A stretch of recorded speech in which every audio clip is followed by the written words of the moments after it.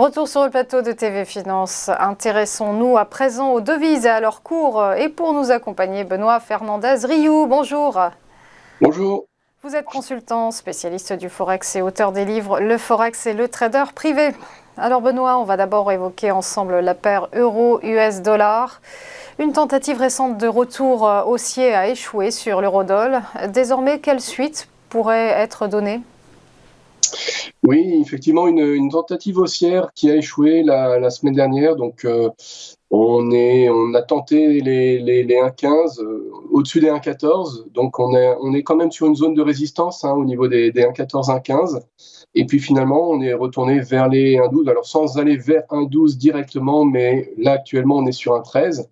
Ce qui, du coup, a augmenté notre biseau de la dernière fois en canal, et désormais on est en petit canal haussier dans une longue tendance de fond baissière sur l'euro-dollar. Donc on est sur la fin de cette jambe baissière de très long terme, et désormais les cours se cherchent pour aller vers des plus hauts, et c'est ce qui pourrait survenir, puisque là on est dans un squeeze. On voit bien l'oblique baissière qui écrase les cours, et cette tentative, c'est une première attaque vers des plus hauts.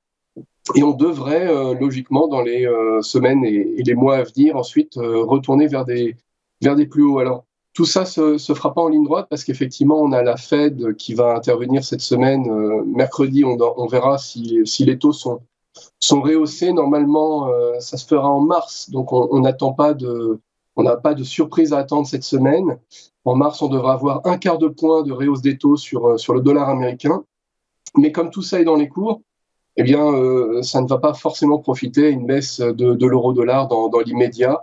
Et c'est pour ça qu'on a jusqu'à mars, sans surprise, logiquement, un retour vers des plus hauts pour l'euro-dollar.